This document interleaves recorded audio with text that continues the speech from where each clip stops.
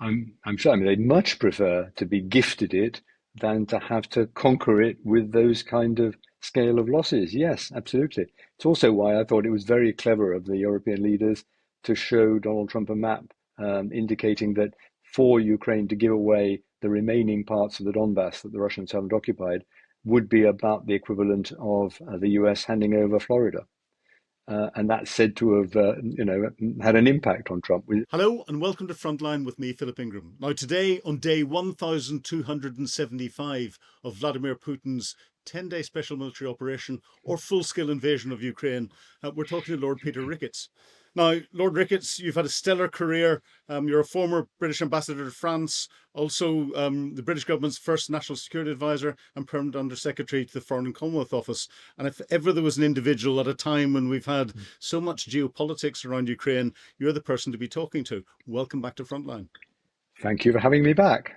It's good to have you back. Now, we've had a remarkable week of high-stakes diplomacy. You're from the Trump-Putin summit to the broader meeting between European leaders, including Ursula von der Leyen from the EU and Mark Rutte from NATO. The strategic landscape looks either decidedly different or decidedly confused, depending on who we're listening to.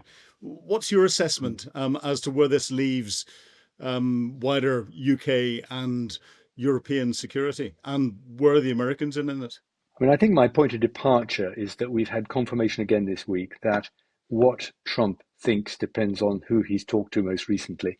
So coming out of that Anchorage, Alaska meeting, he'd bought into most of Putin's seductive arguments, I think, in particular, suddenly switching to saying, actually, we don't need a ceasefire anytime soon. The key thing is to work on a peace deal, and I'm confident my friend Vladimir will want peace and will settle for peace quickly.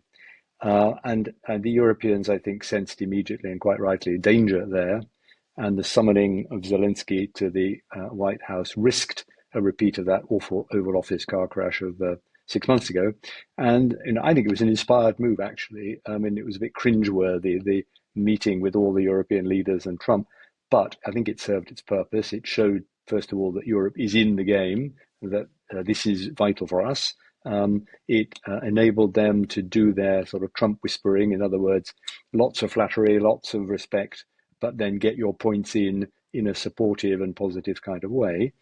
And I think we certainly avoided the worst from that sequence in Washington.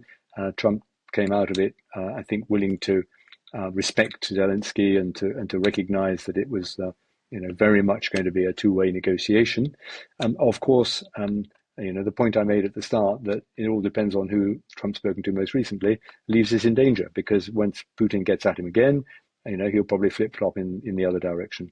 So I think his slightly naive optimism that a trilateral summit can be brokered quickly, that a deal can follow fast, I think that's all wrong.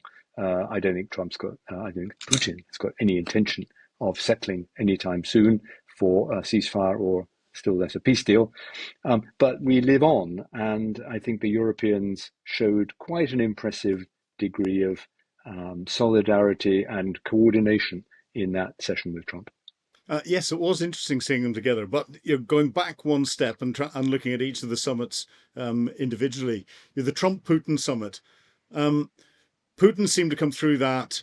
He was emboldened. You could see as he came off the aircraft, he wasn't fazed by the B-2 bomber and the fighter jets flying over his head.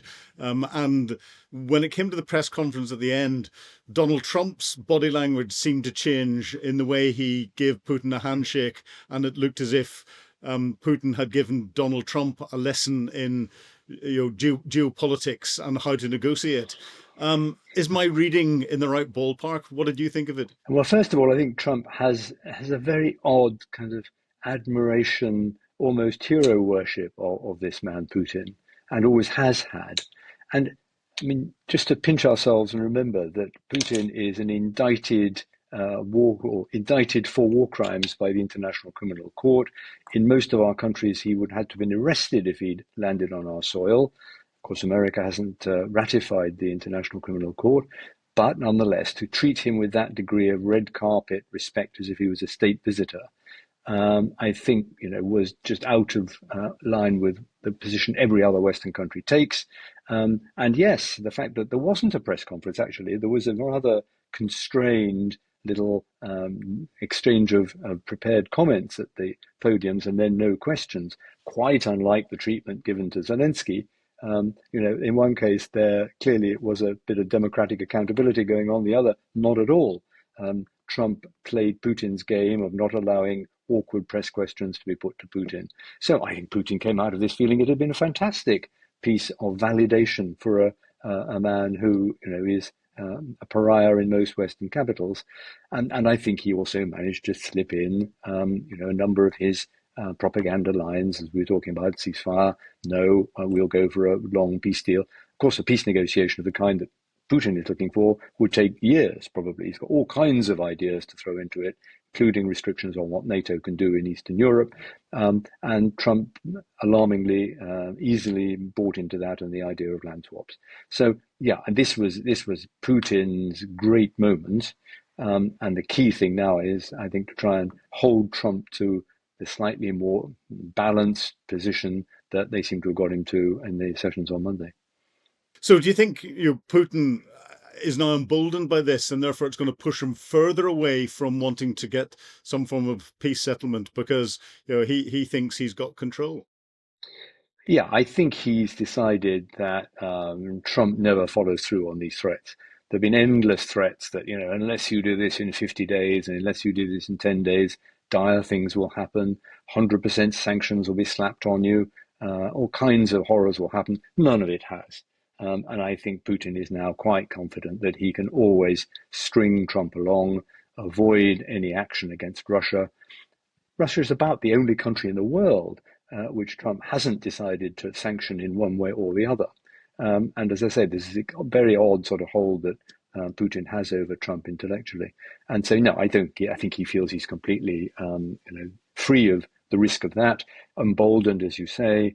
I think he can go on stringing along the idea that, yes, well, there will be peace talks, but, they're all very complicated. Meanwhile, he continues to grind forward on the battlefield, which is the most important thing to him. And so, of course, it's important that we all get together in Europe and talk about security arrangements and so on for the post-ceasefire period. But I don't think we're any nearer a ceasefire than we were a week ago.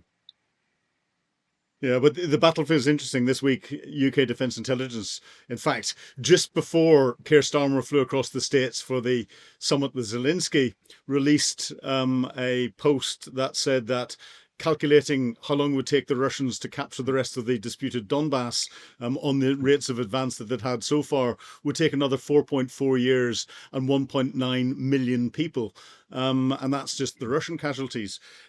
I'm assuming Vladimir Putin's team will have done a similar calculation, which is why they were trying to get this Donald Trump to sign up to this land swap, or just give me all of the Donbass and then we'll be happy. I'm sure. I mean, they'd much prefer to be gifted it than to have to conquer it with those kind of scale of losses. Yes, absolutely. It's also why I thought it was very clever of the European leaders to show Donald Trump a map indicating that for Ukraine to give away the remaining parts of the Donbass that the Russians haven't occupied would be about the equivalent of the US handing over Florida. And that's said to have, had an impact on Trump. Well, it might. I think those sort of visuals and the bringing it home way of making arguments probably play rather well for him. So yes, I mean, it would be a colossal victory for the Russians to be accorded the rest of the Donbass in a peace settlement where they hadn't won it in war, and it would be political suicide for Zelensky and his government.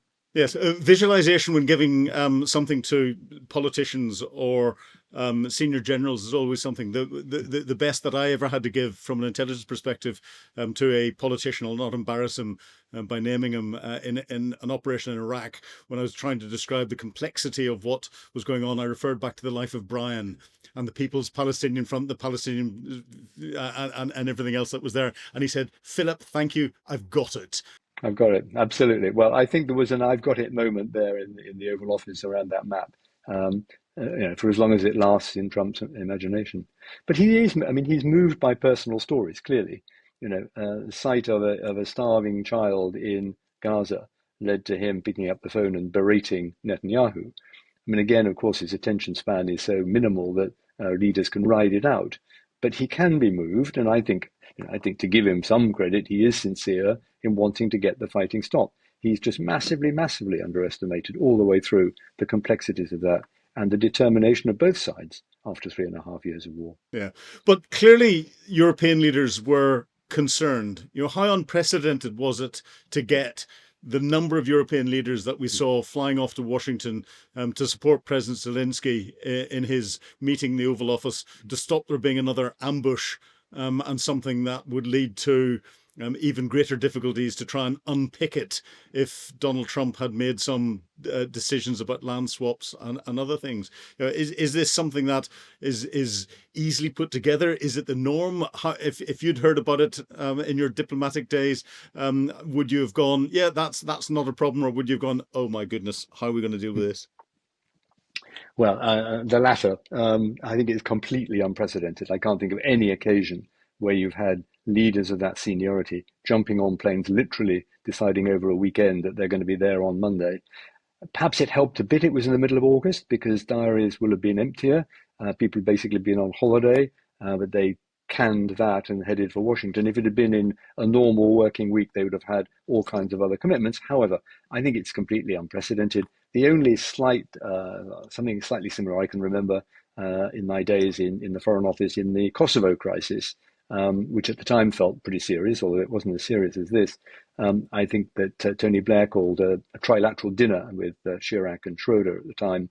And one by one, all the other European leaders decided they'd come as well. And again, every half an hour, somebody else declared they were coming. They called it in Number 10 the Bring a Bottle Summit. But that was sort of that was European leaders on a European crisis, and it was popping over to London from different European capitals, jumping on your plane and going to the White House. Yeah, completely unprecedented at this scale. But I think they sensed that because Trump is so impulsive, it could be one of those moments where things shifted definitively against Ukrainian and European interests. If Trump had really done another, Oval Office beat up of Zelensky on his own, that could have been catastrophic. And so they reacted very quickly to prevent that. And they've learned that being there, talking to Trump, looking him in the eye, making your arguments as a friend is the only way to have any influence over him. I remember that Bring a Bottle dinner party very well indeed. I was looking at it from completely the other end, sitting in the former Yugoslav Republic of Macedonia, waiting to go into Kosovo with everything that was happening as part of a planning team and the intelligence team that was analysing it. So yes, there are some parallels. But there were two other people that went across with the European leaders, and I include Keir Starmer as a European leader. We had Ursula von der Leyen as from the EU, and we had Mark Rutte from NATO. Do you think it was appropriate that they were there? I do. I mean, can I just pause on your comment that yes, we regard Keir Starmer now as a core European leader, and even that is, quite a change. If we'd been having this conversation 3 or 4 years ago, the post-Brexit rows at their height, Britain was basically sent to Coventry by the rest of Europe, and Boris Johnson would never have gone to a meeting with European leaders like that.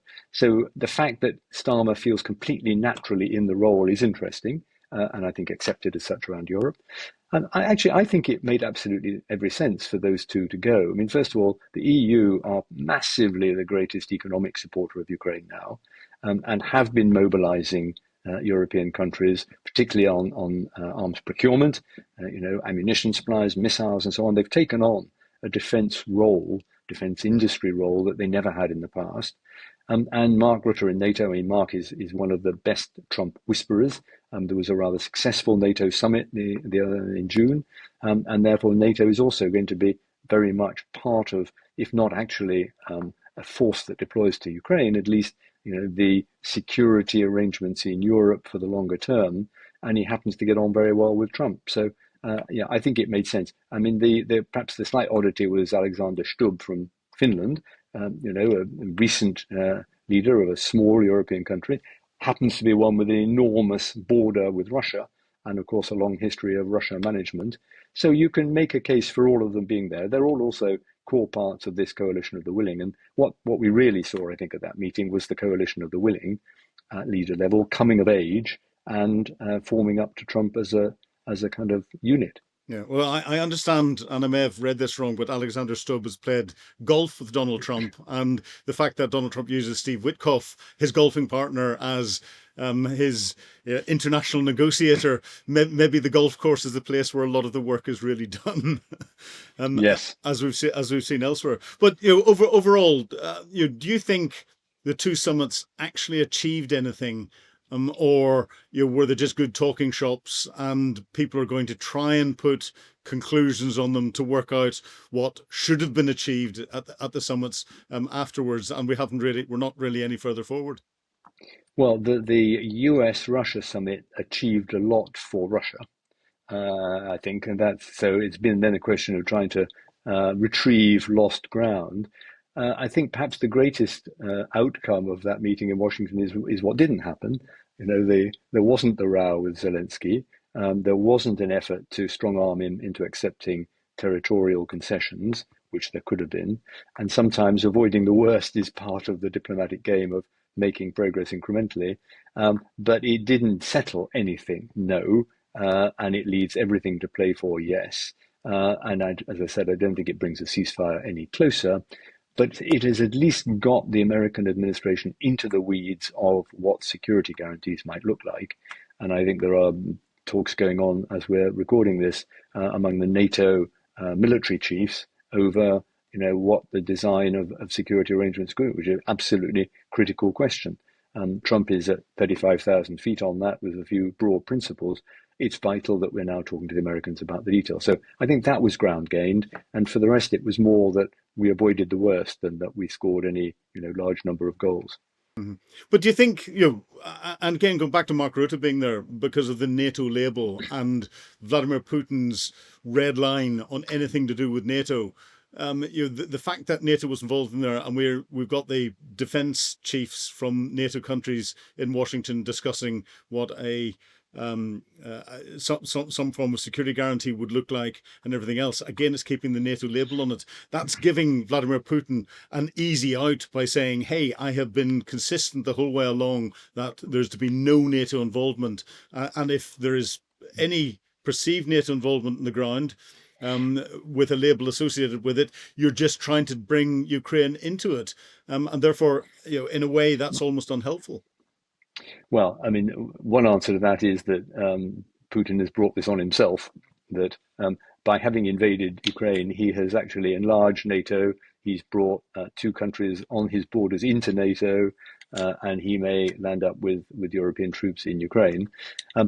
Your basic point, I think, is right. I think if this was badged as a NATO operation, it would just be an open goal for Putin to say, I've always said that there's too much NATO in Ukraine, and here we are. I'm confirmed in that. So I think this coalition of the willing label is the one that they will use. In any case, a number of NATO countries like Hungary and Slovakia probably would veto any NATO involvement. And in terms of launching a NATO operation, I think every country would have a veto around the NATO table. So no, I don't think it'll be badged as NATO. I think NATO can provide quite a lot of the kind of underpinning of it, the plumbing, command arrangements, coordination, and so on. But I think it will be badged as a coalition of the willing of like-minded countries, including hopefully some contribution from the Americans. Still, Putin is saying he doesn't want any European troops in Ukraine, but that's one of the concessions he's going to have to make if there's going to be a peace deal.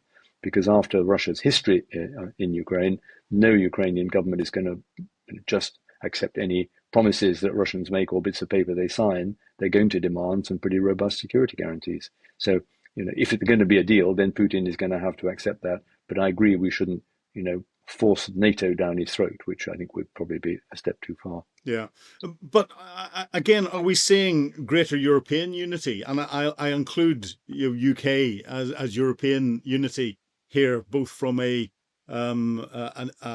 political perspective, but increasingly from a defence perspective, and looking at the way defence in Europe tends to work itself. It's always been very nationally controlled.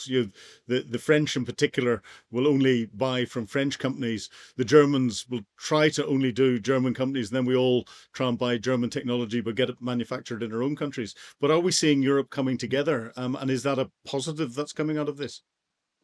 Well, I think we're beginning to see Europe coming together. Yes, first of all, we're seeing them coming together politically and in terms of policy making, and that was very evident at the Oval Office meeting this week. Europeans working closely together. I think we've come together with the EU on the issue of defence industrial cooperation, because that's a sort of EU-shaped issue. You know, it's about investment. It's about the regulations that will allow companies to work together. It's about being able to raise massive amounts of money on the markets and so on. So the EU is quite well equipped, and I think it is moving into that area. I mean, there's lots of signs of European defence manufacturing ramping up. So there is more Europe there. I do not think there's more Europe in terms of organising military forces of the thing that you and I both know from NATO, NATO command structure, NATO planning arrangements. I mean, those are not going to become Europeanized, I don't think. They will stay in NATO.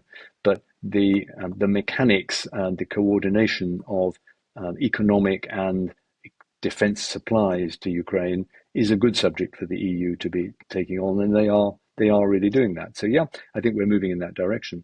And one of the things that is, I mean, we've talked about it before, but is kind of looming into shape is the idea around European capitals, including London, that we're going to have to expect to do with less America in European security in the decades ahead.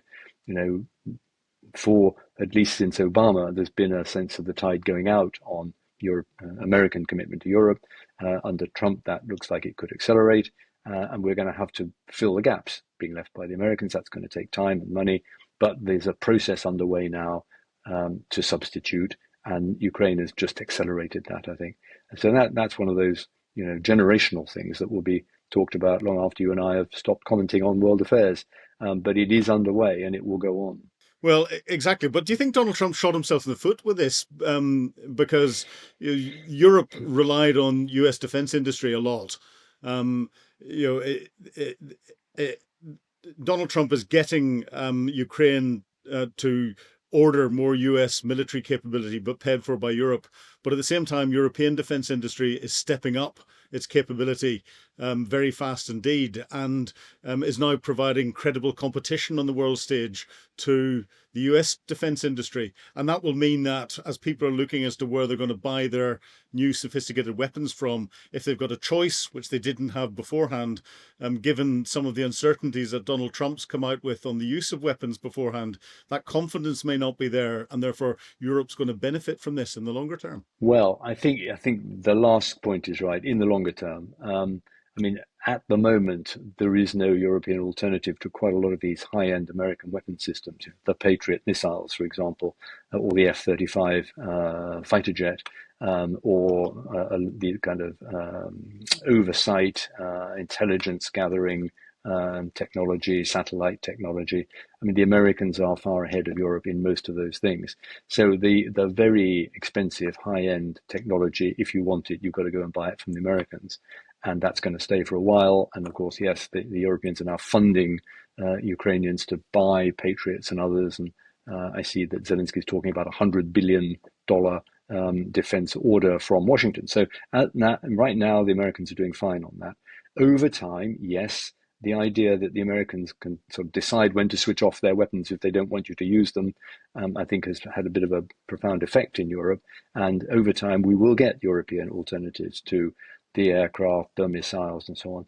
The area probably where Europe is going to surge ahead, based on Ukrainian experiences on drones, because the kind of mass production of cheap drones with all the necessary cyber protections and so on, they are the world leaders in that now with Russia.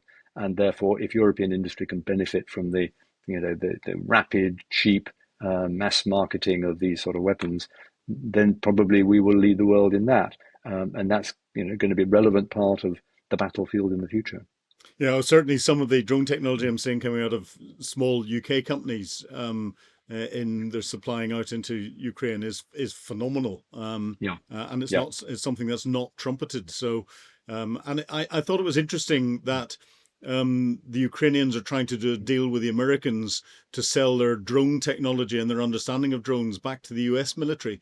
Do you think whenever it comes down to the end of the day, if Ukraine orders $100 billion of weapons, and there's some technology transfer of what they've learned in the conflict, Donald Trump will go, I don't really care about the politics. I've done a deal, and the deal is that there's another $100 billion coming to the U.S. exchequer, and therefore this is good for America. I've done everything right. Now give me my Nobel Peace Prize. No doubt he'll try that. And then he also may go on to say, I'll sell the defense kit. That's fine. You Europeans do the security guarantees. You put troops on the ground. I might give you a little bit of over the horizon oversight, but I'm doing my bit by being prepared to sell weapons to Ukraine. And that's not a good deal. I think it's got to go beyond that. It's got to go back into actual US involvement in the peacekeeping in Europe beyond this war. And that's not one yet at all. And that's something that people have got to keep working on. But I mean, it's good if he feels that supporting Ukraine is good for American industry. That's a big change from where we were even a few months ago when he was cutting off intelligence feeds and talking about no more weapons supplies and so on. We've come a fair way from that. So where at the moment do you think we are, Kyiv is? How emboldened should they feel? How confident should they feel? Or are they just sitting there trying to work out what's happened? Well, I think they can feel that they've had real support from their mates in Europe, that they got through that White House encounter well, that the relationship with Trump seems to be working for the moment. And I think they are probably confident that Putin is going to let Trump down. He always does let people down. He's going to really drag his feet over a meeting. He certainly won't want a bilateral meeting with Zelensky, and he'll be very reluctant to have a trilateral meeting. It will require real arm twisting to get him sitting around the same table with a man, whose country he thinks shouldn't exist and who he's made good efforts to kill in the last few years. And so I think probably Zelensky can be quite positive that Trump is going to find that his bromance with Putin doesn't really lead anywhere. And in that disappointment and bitterness could lie hope for Ukraine. I mean, all that's speculative, but they've got cards to play. To go back to Trump's original claim that he had no cards, he does have a card, and one of his cards is the total unreliability of Vladimir Putin. So, finally, do you think that there's a scenario in the future where Donald Trump may effectively drop Putin, or another scenario that could lead to the two sides getting onto the same piece of paper to sit and negotiate some form of peace settlement, or are we a long way off that yet? I mean, I think he could dump Putin. Remember, he dumped the North Korean leader after an effort to befriend him in his first term.